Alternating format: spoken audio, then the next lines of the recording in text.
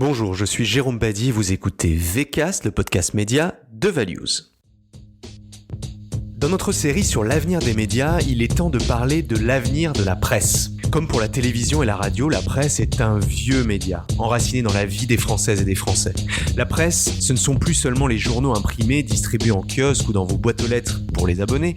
La presse, ce sont des quotidiens, des hebdos, des mensuels, d'autres périodiques encore. La presse, ce sont des sites d'infos puissants, des comptes sociaux puissants, des lives qui couvrent les événements majeurs de l'actualité. La presse, c'est certainement le média d'influence par excellence. Alors comment se porte-t-il ? À quoi ressemblera-t-il dans les 5 ou 10 ans ?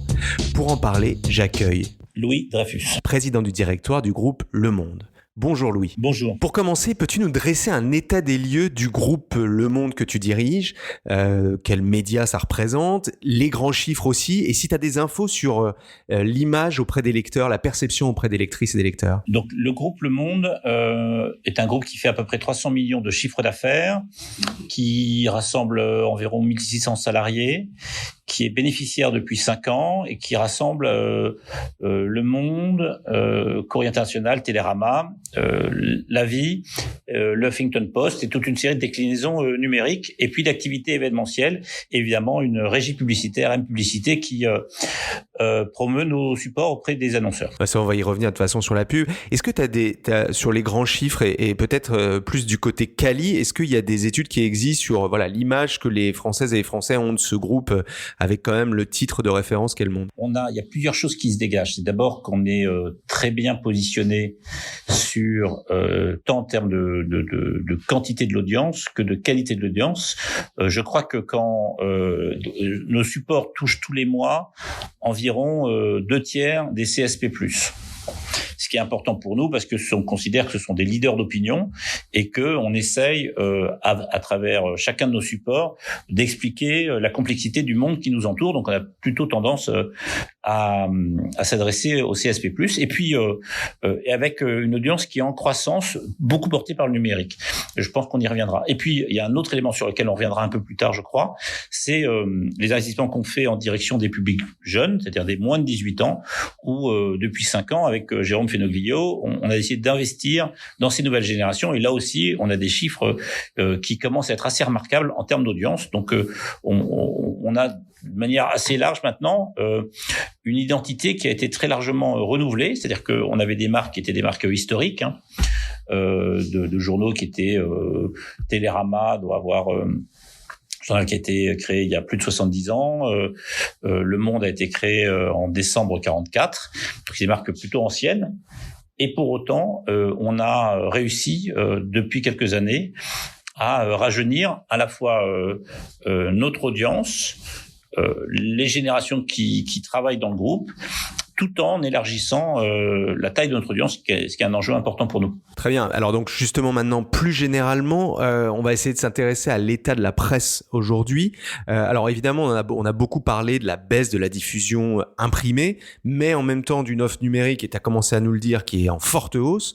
On comprend évidemment que le modèle de l'abonnement numérique est clé aujourd'hui. Est-ce que tu peux nous dire ce qu'il en est ? Comment tu vois les choses là à l'échelle plus sectorielle, on va dire ? À l'échelle sectorielle, on a malheureusement une situation très contrastée. C'est-à-dire qu'il y a quelques grands acteurs qui, parce qu'ils ont eu les ressources, parce qu'ils ont eu, ils sont adossés à des industriels, parce qu'ils ont des équipes qui sont remarquables, ont réussi à se projeter dans le numérique. Et donc avec des diffusions qui ont progressé de manière assez importante. Et puis, il y a d'autres titres qui dépendent encore beaucoup du papier et où là, la situation est plus difficile puisqu'ils sont confrontés à la fois à la fermeture de nombreux points de vente, qui s'est accéléré avec les différents confinements, et puis avec des coûts de production et de distribution qui sont aujourd'hui soumis à l'inflation que connaissent les matières premières et les coûts de l'énergie, et donc avec des modèles qui sont en train de s'effondrer. Donc si je caricature, les titres qui n'ont pas amorcé de manière résolue leur transformation numérique sont fin 2021-2022 confrontés à une augmentation de leur coût de production qui est massive. Les coûts papier augmentent de 50%, donc c'est quelque chose de massif. et le nombre de points de distribution s'est réduit de manière aussi importante. Donc là, on a une difficulté. En revanche, et c'est ce qui peut-être faut retenir, c'est qu'il y a une appétence qui reste très forte des lecteurs pour de l'information, et que en fait il y a très peu de nouvelles marques d'information qui sont nées, et donc il reste en fait des opportunités de croissance et de développement. Et chaque fois qu'il y a des phases d'actualité intenses, notamment je pense récemment à la pandémie, les lecteurs se sont tournés vers les marques médias traditionnelles. Donc il n'y a pas de raison de pas considérer que nous avons un avenir. Et ça demande néanmoins des vraies politiques d'investissement. Oui, c'est ça. On peut dire quand même, pour revenir un peu sur ce que tu dis, là en ce moment en particulier, on enregistre ce podcast en fin d'année 2021. Il y a des gros problèmes même d'approvisionnement, je crois, de papier. Tu parlais des points de vente, mais d'abord fabriquer les journaux et fabriquer les contenus en fait. Est-ce que ça, tu penses que ça va se régler dans les prochains mois, ou est-ce que c'est une tendance de fond? Non, je pense qu'il y a une tendance de fond qui fait que le coût des matières premières avec le coût de l'énergie a augmenté, et qu'il faut accélérer nos développements sur le numérique. Maintenant, si on prend la situation du monde, moi j'ai pris mes fonctions il y a 11 ans.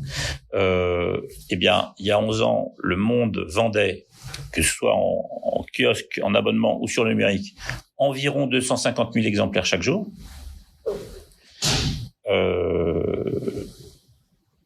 Là, en cette fin d'année 2021, on en vend environ 500 000 chaque jour.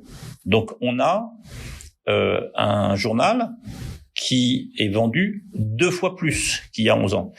Donc oui, il y a des perspectives de croissance. Après, c'est avec un investissement qui a été très fort, puisque si on reprend le moment où le journal vendait 250 000 exemplaires, quand nous avions 310 journalistes au monde. Aujourd'hui, on en a 500. Donc, il y a un cycle en fait assez vertueux qui est, on a augmenté notre diffusion, et au fur et à mesure qu'elle augmentait, on réinvestissait une grande partie de cette croissance dans les effectifs rédactionnels, et donc on enrichissait la promesse rédactionnelle, et on confortait le lien qu'on avait avec le lecteur. Ouais, c'est ça. L'élément important là dont je voulais parler, c'était justement ce lien qu'il existe avec les lecteurs, et la question de la confiance que j'évoquais peut-être un petit peu au début, mais il y a un vrai sujet autour de la confiance, et en particulier avec la presse. Comment tu vois ça? Comment ton groupe se porte? Mais d'une manière générale, je crois qu'il y a des chiffres qui nous disent quand même que il y a une attente qui est très forte autour de la presse, mais qui en même temps, et je suis un ancien journaliste, il y a une défiance envers les journalistes. Voilà. Comment tu vois les choses autour de ce sujet de la confiance? Je pense que le contexte économique va qui est difficile, va contribuer à donner aux rédactions les moyens de restaurer cette confiance. C'est-à-dire que tous les modèles d'information gratuits sont aujourd'hui caducs. Pour qu'il y ait un modèle économique autour d'une rédaction, il faut que cette information puisse être achetée par ses lecteurs, souvent par abonnement. Pour que le lecteur accepte de donner ses coordonnées bancaires à un support média avec un lien sur le long terme, il faut absolument qu'il y ait une relation de confiance avec son lecteur. Donc, il n'acceptera pas de payer si l'information n'est pas fiable, elle n'est pas rigoureuse et si elle n'est pas indépendante. Et donc, quels que soient les actionnaires qu'on peut avoir, je pense que ils sont quand même tous très sensibles au modèle économique des actifs qu'ils ont. Et donc, on va aller de plus en plus vers des rédactions qui vont devoir se doter de vrais moyens d'information pour pouvoir justifier un prix de vente. Et c'est vrai que nous, avec notre investissement année après année dans la rédaction, on considère que on peut faire école, c'est-à-dire que on espère que nos confrères vont nous suivre et que l'écart entre nous et nos confrères ne sera pas trop important. On est dans un secteur, et c'est vrai que c'est compliqué, où il y a ce phénomène qui s'appelle la primo leader, c'est-à-dire que le premier a une part de marché excessivement supérieure à celle de ceux qui suivent. C'est l'adage américain qui dit « the winner takes all ». Le premier emporte tout. On a regardé en 2020 sur l'augmentation des abonnés numérique sur l'ensemble des supports de presse, les nouveaux abonnés numériques, Le Monde a emporté 70% de ses nouveaux abonnés. Donc nous avons 70% de part de marché. Ce qui est une bonne nouvelle pour nous et une mauvaise nouvelle pour le secteur, parce que ça veut dire que le reste du secteur se partage 30% et donc n'a que peu de moyens de réinvestir. Voilà. Donc, mais oui, il y a aujourd'hui une stratégie, celle du Monde, d'investir dans les contenus et dans l'indépendance, qui porte ses fruits et qui est plutôt validé par les résultats économiques, puisque ça fait 5 ans que le groupe est bénéficiaire. Justement, le rôle de la presse, tu le disais, hein, sur la qualité de l'information, vérifier, peut-être faire un petit sort sur les fake news. Il y a aujourd'hui dans beaucoup de titres, dans les titres majeurs, des cellules de vérification de l'information. Est-ce que tu peux nous en dire un mot ? Comment tu vois ce modèle-là ? Est-ce que tu crois qu'on va augmenter ça davantage ? Je pense pas que ce soit un modèle. Je pense que nous, on considère que ça fait partie des fonctions que le Monde peut avoir, c'est-à-dire d'apporter aussi une fonction de décodage et de filtrage des fake news.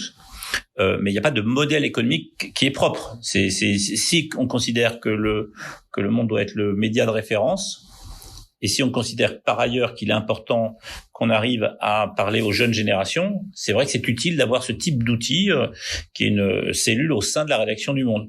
Donc, mais ça n'est pas un modèle économique en soi. C'est juste, un nouveau format de journalisme qui correspond à l'ADN du Monde. Oui, c'est ça, puisque l'actualité qui est donnée par définition, ce ne sont pas des fake news quand on s'appelle Le Monde, par exemple. Et donc, en fait, là, c'est simplement essayer de répondre à des choses qui sont dites et à essayer d'apporter une information supplémentaire. Mais à la base, ce qui est écrit est censé est vérifié, etc. Je le disais en introduction, la presse, on pourrait dire que c'est quand même le média d'influence par excellence. Elle donne la parole aux acteurs publics. Elle peut même faire parfois l'actualité par ses éditoriaux, par ses enquêtes, etc. Comment tu vois ce rôle autour de l'enquête notamment et aussi peut-être le rôle des éditorialistes ? C'est deux choses différentes. Je pense que sur l'enquête, ça c'est le vrai avantage d'avoir des ressources rédactionnelles aussi importantes. C'est-à-dire que on a besoin de plusieurs choses. On a besoin de beaucoup de journalistes et on a besoin qu'ils aient beaucoup de temps. C'est-à-dire que quand on prend un sujet et que la rédaction s'en empare, c'est important que les gens qui sont dédiés à une enquête puissent y consacrer du temps sans que le quotidien y perde. Je prends un exemple sur les féminicides où Luc Bronner, il y a 2 ans, a décidé de prendre 15 personnes et de les faire travailler pendant 1 an. Il y a eu une production qui était remarquable, in fine, mais pendant cette année-là, la rédaction s'est privée de 15 personnes. Et donc, effectivement, il faut qu'on ait des réactions très importantes pour qu'on puisse dédier des ressources à une enquête sans appauvrir le journal ou le site. C'est ce qui est important. Donc ça, je pense que il faut des journalistes, il faut qu'ils aient beaucoup de temps et une stricte indépendance. Ça, c'est pour l'enquête. Sur l'analyse, c'est pas exactement les mêmes journalistes, mais c'est vrai que c'est quelque chose que les lecteurs, qu'ils soient sur le papier ou sur le numérique, attendent de nous, c'est une analyse presque pédagogique de ce qui se passe. Et d'ailleurs, c'est intéressant sur le numérique, les formats vidéo qui marchent le mieux chez nos spectateurs sur le numérique sont des formats très pédagogues. On va prendre une information, on va prendre une controverse et on va, avec du motion design, avec des images vidéo, on va essayer d'expliquer exactement le pourquoi du comment. Donc, on a à la fois une fonction de révéler des informations et aussi une fonction de décrypter des phénomènes, des événements. C'est en fait deux piliers sur lesquels on doit s'appuyer. On va y revenir sur la partie format, mais je souligne ce que tu dis sur le côté vidéo, effectivement, et il y a même aussi des podcasts. Ça, pour le coup, la diversification ou la diversité des formats, tu penses que c'est quelque chose de clé pour le coup à l'avenir ? Enfin, c'est déjà le cas aujourd'hui, mais si on se projette un peu. Je pense en tout cas que ce qui est clé pour l'avenir de marques comme celle du Monde, c'est d'arriver à parler aux jeunes de moins de 20 ans. C'est-à-dire de commencer à construire une relation avec eux. Ces jeunes ont une particularité. D'abord, ils sont soumis à beaucoup de propositions via les réseaux sociaux et les plateformes, mais ils ont aussi une capacité à s'emparer de marques très récentes comme de marques très anciennes. Si on regarde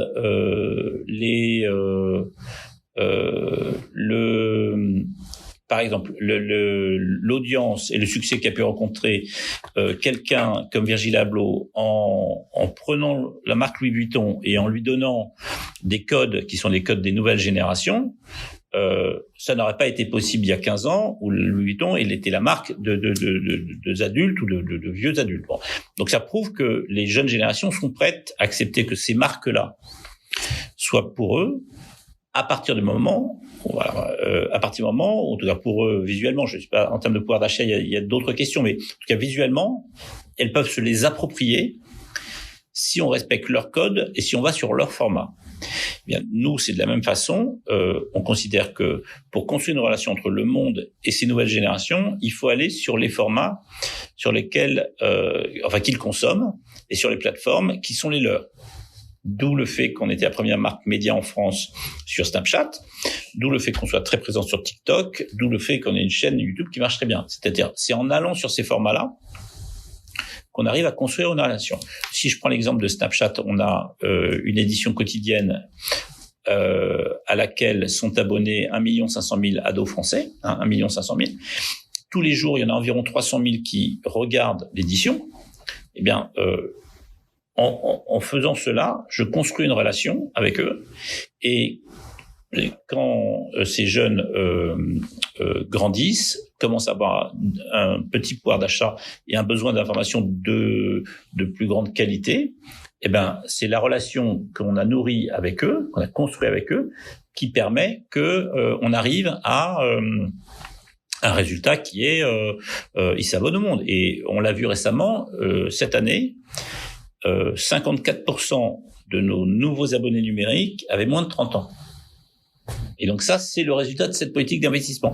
Mais donc oui, on peut parler aux jeunes, mais il faut accepter d'accepter de s'emparer des formats qu'ils consomment et d'aller sur leur plateforme. C'est ça, leur langage finalement, utiliser les mêmes langages. Et du coup, pour utiliser les mêmes langages, est-ce que tu peux nous donner un peu la cuisine interne pour créer les formats sur Snapchat, le contenu, mais aussi sur TikTok, etc. Est-ce que ce sont des espèces de rédactions dédiées ? Comment ça marche ? Ce sont forcément des rédactions dédiées, ce sont forcément des rédactions qui sont plutôt plus jeunes, moyenne d'âge que la rédaction, parce que ce sont des gens plus récemment embauchés. Mais il faut veiller à ce qu'il y ait une vraie filiation entre ces produits et ce qu'on publie dans le quotidien. C'est-à-dire que au moment où, par exemple, Kaboul est évacué en urgence par les Américains, on ne va pas faire à l'édition de Snapchat des titres sur une sortie de film. On va traiter Kaboul. On va traiter avec du motion design, avec des vidéos, mais on va prendre la hiérarchie d'information qui est la hiérarchie de l'information du monde. Donc il faut aussi qu'il y ait une cohérence, puisque l'objectif, c'est quand même de les amener à consommer le monde dans 3 à 5 ans. Oui, et puis c'est pas dégradé finalement, c'est ça qui est intéressant. C'est pas parce qu'on est jeune qu'on n'a pas le droit d'avoir une information de qualité, au même niveau justement d'importance, de hiérarchie de l'information, etc. C'est un peu ça le message finalement. Ok, maintenant on va essayer de se projeter un petit peu, on va essayer de regarder à 5 à 10 ans. Alors je sais que c'est pas évident, mais voilà, on va essayer de se lancer un peu dans une vision. Comment tu vois la place de la presse à ces échéances-là ? Comment tu vois son rôle, son évolution aussi dans l'univers de tous les médias. On voit bien que les frontières, que tout le monde fait de la vidéo par exemple, que c'est plus l'apanage des chaînes de télé par exemple. On voit bien que tout le monde fait du podcast, que c'est pas l'apanage des stations de radio. Donc finalement, il faut regarder aussi la presse à l'échelle de l'ensemble des médias. Voilà, comment tu vois sa place dans les années qui viennent ? Moi, je pense que la presse fait partie des médias avec les plus grosses rédactions. C'est ce qui sera in fine valorisé par les consommateurs. Donc il y a un avenir qui est certain, que le numérique nous permet nous d'aller sur des territoires qui n'étaient pas les nôtres avant. Je pense notamment à l'Afrique. À l'audiovisuel, au podcast, mais qu'en revanche, malheureusement, il y aura quelque chose qui va être compliqué, qui va être que toutes les marques médias ne pourront pas survivre dans cet environnement qui demande des ressources très importantes. Donc moi, ma crainte aujourd'hui, et j'ai aucune inquiétude pour l'avenir du groupe parce que on est en plein développement en France, à l'étranger, sur le papier, sur le numérique, donc tout ça est très bien. Je pense que malheureusement pour d'autres groupes, ce sera beaucoup plus compliqué. Et donc le risque qu'on a, c'est qu'il y ait une concentration autour de quelques grands acteurs. Ah, ça, on va y revenir. Mais c'est intéressant ce que tu dis sur l'international. Est-ce que justement l'avenir des groupes comme le Monde, mais on peut penser aux concurrents aussi, certainement le Figaro par exemple, est-ce que c'est d'aller voir plus loin que le seul territoire national? Alors évidemment, il y a déjà une verticale Afrique dans le monde depuis longtemps, mais voilà, tu parlais de l'Afrique en particulier. Est-ce que ça, c'est vraiment des voies de développement qui sont très importantes, espèce de voix de la France, c'est un peu comme ça que tu le vois? Non, parce qu'on n'est pas la voix du gouvernement français, mais en tout cas, on considère que le numérique nous permet aujourd'hui d'avoir une ambition qui est francophone. Donc, il y a 10 ans, on devait avoir 5 ou 6 journalistes qui travaillaient sur l'Afrique. Là, aujourd'hui, on en a 35. On a signé un accord avec Orange qui distribue nos contenus en Côte d'Ivoire et qui permet de les facturer via Orange Money. Donc, c'est des choses qui auraient été impossibles il y a 4 ans. Distribuer un journal français en Afrique était compliqué parce que c'était cher à transporter, compliqué à imprimer et quasi impossible à distribuer. Donc on avait fait des expériences très compliquées. Et puis avec un délai de transport qui fait que le journal perdait de sa fraîcheur. Là, avec l'explosion de l'équipement en portable, on a quelque chose qui est beaucoup plus simple. Et en plus, on a un opérateur français majeur qui est très présent là-bas. Donc nous, on pense qu'effectivement, la francophonie est notre nouvelle frontière. Ouais, super intéressant. Et c'est ça que je voulais dire quand je disais la voix de la France, c'était la voix de la francophonie, évidemment. Il y a une question qui se pose, on va parler un petit peu des réseaux sociaux et de leur place qui est quand même présente dans nos vies. D'abord, une question autour de l'instantanéité, de la réactivité plutôt d'ailleurs que l'instantanéité, puisque la presse a toujours su réagir rapidement à l'actualité. Mais avec les réseaux sociaux, finalement, c'est encore plus criant. Moi, j'ai noté sur l'application du Monde, finalement, on n'avait pas l'impression d'être sans arrêt pris par une sorte de live et qu'il y avait presque un temps. Alors, je sais pas si c'est simplement une impression et que finalement, vous refusiez presque d'être complètement dans l'instantané. Est-ce que c'est une impression? Est-ce que c'est des questions que vous vous posez? Voilà, comment réagir face à l'afflux des réseaux sociaux? On a une injonction qui est paradoxale, c'est-à-dire qu'on souhaite, on a des lecteurs qui souhaitent être informés très rapidement, et en même temps, on considère qu'ils attendent de nous d'abord une information irréprochable dans sa fiabilité. Avec du recul. Et donc, c'est pour ça que on fait des lives. Donc, les lives, c'est des fils qui se déroulent quand il y a une actualité qui est brûlante.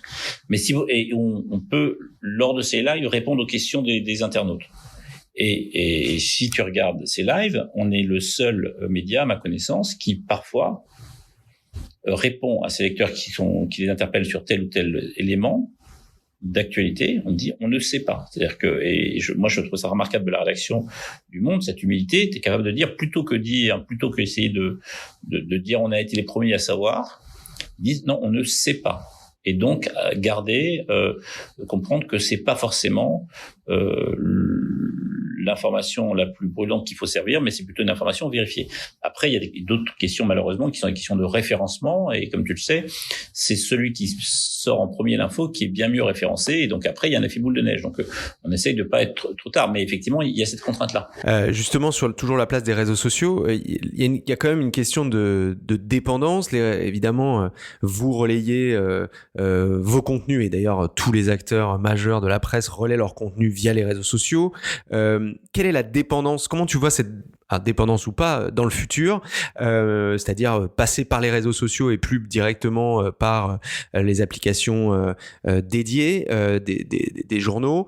Et également, est-ce que tu peux nous dire un mot sur l'accord qui a été trouvé, je crois, avec Google il y a l'année dernière ou quelque chose comme ça, sur justement l'idée des contenus? Est-ce que tu peux nous raconter un petit peu ça? Oui, alors nous on considère que les plateformes sont quand même un outil formidable pour toucher une audience beaucoup plus large qu'on ne saurait pas toucher. Donc après, on est très vigilant à ce qu'à aucun moment un accord qu'on signerait avec les plateformes leur permettent d'intervenir soit sur les données de nos utilisateurs, soit sur les contenus. Cela posé, moi je considère que ils peuvent nous aider de manière incroyable. Facebook pendant très longtemps a été le premier vecteur de recrutement d'abonnés numériques. Google cofinance beaucoup de projets de développement sans intervenir, mais il nous apporte des fonds. Donc on a des accords, des relations très importantes avec eux. Spotify, on a un accord qui nous permet d'avoir un podcast quotidien. Snapchat nous a permis de toucher quand même les moins de 18 ans, ce qu'on n'aurait pas su faire sans eux. Donc voilà, on cherche quand même à construire sur les droits voisins. Il y avait une négociation qui avait été menée par le syndicat des éditeurs de presse qui était dans l'impasse. On a considéré, nous au Monde, avec nos actionnaires, que c'était une négociation qu'on pouvait mener de manière individuelle. Et on a trouvé un très bon accord avec Google, qui d'ailleurs a permis de débloquer la négociation de la branche, puisque juste après, les éditeurs de presse sont revenus à la négociation avec Google et trouvé un accord. Donc voilà, donc il y a eu quelque chose de vertueux. On va parler un petit peu des enjeux économiques et des liens avec les marques et la publicité, évidemment. Comment tu vois la place des marques dans le futur, avec des groupes comme le tien, mais plus généralement avec des groupes de presse, comment elles doivent s'adresser aux audiences par votre intermédiaire? Comment, voilà, est-ce que on peut imaginer plutôt des opérations? Est-ce que c'est la suppression ou la réduction de la publicité comme on la voit aujourd'hui? Voilà, comment tu vois ça et comment ça impacte évidemment le modèle économique de groupes majeurs? Nous, les marques, on les accueille évidemment dans notre groupe, à tel point que on développe nos abonnés, la zone abonnée du monde, mais on doit être un des seuls groupes qui y accueille de la publicité. Donc on considère qu'il n'y a pas d'opposition entre la publicité et le développement d'une stratégie d'abonnement payant. Et en revanche, que les marques sont sensibles au fait que on leur donne des espaces qui sont très clairement dédiés, puisque s'il y avait prendre le risque qu'il y ait une ambiguïté sur la nature du contenu, qu'il soit un contenu de marque ou un contenu éditorial, c'est prendre le risque de dégrader la relation de confiance qu'on a avec nos lecteurs, et ce serait au préjudice de tout le monde, c'est-à-dire évidemment du média, des signataires, mais aussi des marques. Donc nous, on essaye d'avoir une politique de grande transparence, mais effectivement, le fait qu'on a une audience qui soit à ce point en progression tant quanti que quali fait que on a plutôt des relations qui sont de plus en plus nourries avec les marques, et d'ailleurs là avec même une progression de notre chiffre d'affaires, donc publicitaire. Donc on a quelque chose de bonne.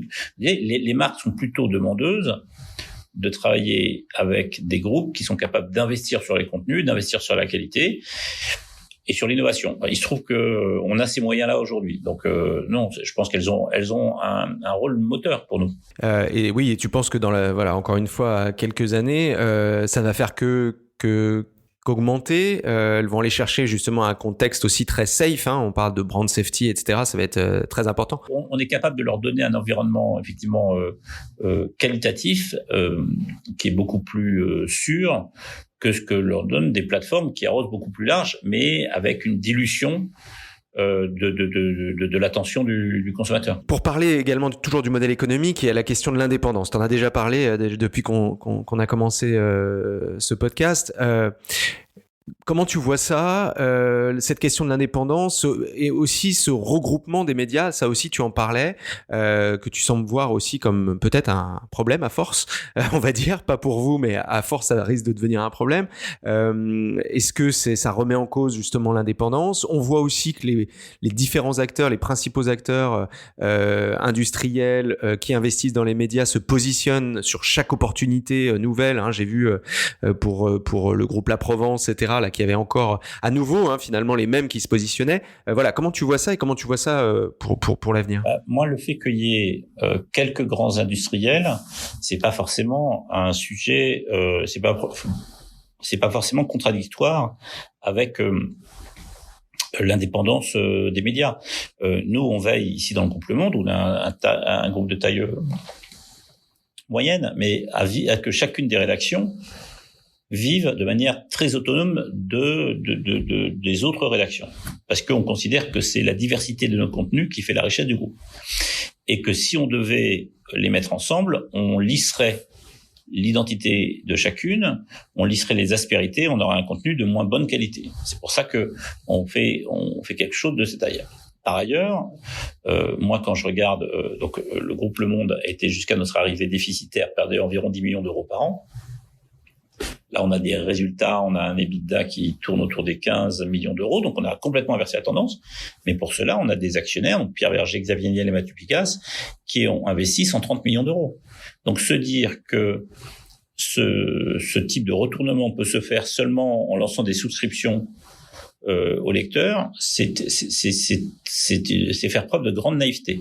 Donc, il faut que les industriels puissent investir, mais la contrepartie, c'est qu'il faut donner des gages statutaires d'indépendance aux rédactions. Ouais, on voit bien que c'est pas tout à fait le cas. Hein. Je sais pas si t'acceptes qu'on en parle, mais quand même, quand on voit en ce moment Bolloré qui fait des razzias sur beaucoup de titres et qui provoque d'ailleurs en interne, il y a au-delà même des plans sociaux, des départs, ça provoque quand même des remous en interne sur la place des journalistes, la place de l'information, etc. Donc dans le futur, on peut aussi craindre qu'il y ait ce genre de raid ou ce genre d'action, quoi, envers les médias. Il y a ça, mais ça sera toujours compliqué d'intervenir. Après, je pense que ce sont des médias qui n'ont pas, qui vont voir leur audience s'atrophier au bout d'un moment, puisque quel que soit, que les lecteurs ou les consommateurs cherchent quand même une information plutôt fiable.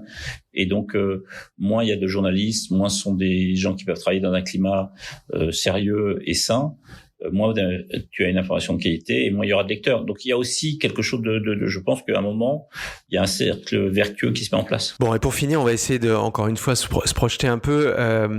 C'est quoi les grands défis pour toi, pour la presse, d'abord d'une manière générale, pour le groupe que tu diriges, et puis j'ai une mini question, la question méta, quid de la place du monde dans le métaverse. Voilà, je rappelle que cette mini-série sur l'avenir des médias est venue suite à la panne Facebook, et je me suis dit que c'était intéressant de s'interroger justement sur l'avenir de chacun des grands médias. Voilà, ça c'est la question subsidiaire, mais d'abord, voilà, c'est quoi les grands défis pour toi, pour la presse? Moi, je pense que le grand défi, c'est comment parler aux nouvelles générations, c'est-à-dire aux moins de 20 ans. C'est-à-dire comment on peut installer un rapport de confiance et un rapport régulier avec ces salles. Donc, il peut être en France, il peut être sur des secteurs particuliers, ou il peut être à l'international. Nous, on considère qu'en Afrique, il y a un rôle majeur que le monde peut avoir. C'est ça l'enjeu. Et d'ailleurs, c'est ce qui est passionnant. Moi, quand j'ai pris mes fonctions il y a 11 ans, les questions qui se posaient, c'est est-ce qu'il faut garder une imprimerie? Est-ce que le journal, Le Monde, doit être un journal du matin ou de l'après-midi? Là, on a changé d'univers. En fait, on est sur est-ce que je vais signer un accord avec une plateforme pour développer des contenus audiovisuels? Est-ce que il faut que après la Côte d'Ivoire, j'aille d'abord au Sénégal ou d'abord au Cameroun? On parle de ces sujets-là, hein, donc c'est beaucoup plus intéressant. Et puis il y a des perspectives de développement qui sont beaucoup plus fortes. Ouais, on voit que finalement c'est passé de on se regarde nous et on regarde on regarde l'extérieur et on pense aux audiences. C'est assez intéressant, audience first, quoi. On réfléchit où sont les gens, ce qui les intéresse, comment les convaincre. On est à un moment où d'abord en tout cas pour Le Monde, on est en bonne santé, donc on peut réinvestir. Et par ailleurs, il y a des outils numériques qui nous permettent de toucher une audience qui est beaucoup plus importante. Donc et il se trouve, grâce au succès de modèles comme ceux à grande échelle que sont Netflix et Spotify, où il se trouve qu'il y a une partie très importante de la population occidentale qui a pris l'habitude de payer pour des contenus numériques exclusifs. C'était pas le cas il y a 10 ans. Donc, ce qui, à mon avis, explique aussi notre croissance de l'abonnement numérique. C'est-à-dire que là, Le Monde atteint 500 000 abonnés, print et numérique, donc 400 000 purs numériques. Ça raconte aussi le succès de Netflix et Spotify. Et maintenant, si on est capable de produire des contenus exclusifs de qualité sur une base très régulière, alors les consommateurs sont prêts à payer. Bon, et ben moi, ça m'ouvre des perspectives qui est formidable. Le Monde, il y a 10 ans, avait un revenu d'abonnement numérique qui était autour de 5 millions d'euros. Cette année, on doit être autour de 49 millions d'euros. Et ça continue de croître. Donc, et là, c'est des moyens en plus. Donc, en termes d'avenir pour le secteur de la presse, à mon avis, il y a un avenir pour le journalisme, puisque les gens sont de plus en plus prêts à lui reconnaître une valeur marchande. C'est formidable. Donc, il faut continuer là-dessus et ne pas se brider et aller conquérir de nouvelles audiences. Je pense que c'est ça le défi majeur.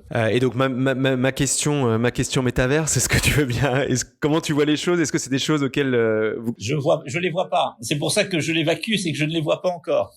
Ouais, vous n'avez pas commencé à discuter même avec Meta, Facebook? Non, c'est trop tôt. C'est trop tôt. Eh bien, merci beaucoup, Louis, pour cet échange. De rien, merci à toi. Vous l'avez compris, on vous a parlé d'abonnement, on vous a parlé des audiences qu'on doit placer au centre.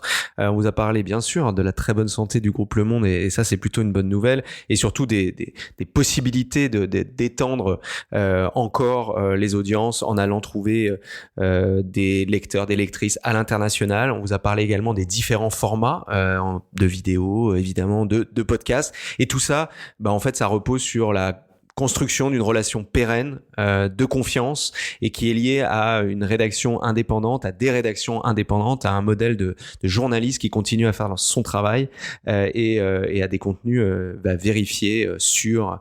Voilà, merci beaucoup, Louis, encore une fois. À bientôt. Et quant à vous, je vous donne bientôt rendez-vous pour un nouvel épisode de VCast, le podcast média de Values, et cette mini-série sur l'avenir des médias. D'ici là, n'hésitez pas à nous laisser des commentaires, nous mettre des étoiles sur vos applications de podcast préférées. Ciao.